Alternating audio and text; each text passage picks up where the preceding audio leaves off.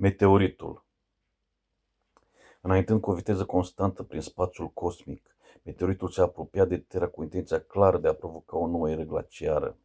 Ai numai celei care a dus la dispariția dinozaurilor.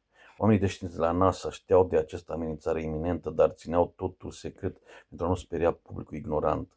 Să-i lăsăm să viseze frumos fără să-i panicăm. Oricum, viața planeta Terra a devenit insuportabilă și trebuie să dispară ca și specie, vorbi un om de știință la NASA. Da, era aproape imposibil să mai supraviețuiești pe planeta nebunilor, o planetă care nu mai oferea condiții de viață decente pentru un om. Această planetă fusese colonizată de extraterestri acum 5 milioane de ani în urmă, dar umanitatea o luase pe căi total greșite și acum era în pragul dezastrului. Ei credeau că există un creator, un Dumnezeu, că există viață după moarte și o altă lume spirituală, dar nu erau siguri de nimic. Credeau că universul e infinit, dar toate astea erau doar niște idei. Nihiliștii nu credeau în nimic și considerau că viața e absurdă, fără sens. De ce vine omul pe lume? Era o întrebare fără răspuns.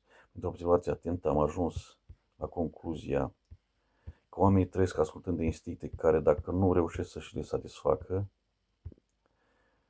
devin foarte frustrați și foarte agresivi. Comunismul îi transformase pe oameni în animale, care aleargă orbește după mâncare. Societatea actuală nu diferă mult de acest sistem totalitar și omul se deosebește de animal decât prin limbajul articulat. Folosim cuvinte inventate noi pentru a umple golul nostru lăuntric cu ceva. Un om care tace e asemănător unui animal, dar animalele au un Dumnezeu al lor sau nu?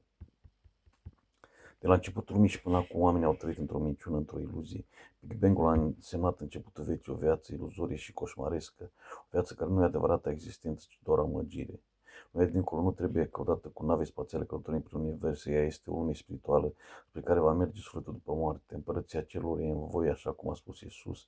Înseamnă să nu-L căutăm pe Dumnezeu în exteriorul nostru, ci în interiorul nostru. Dacă acolo în suflet găsim un paradis, vom ajunge în rai, dar dacă găsim un infern, vom ajunge în iad. Mă analizez viața retrospectiv și am o epifanie. Totul e o supunere ca în piesă de teatru Jacques sau spune de Eugen Ionescu, marele nostru dramaturg.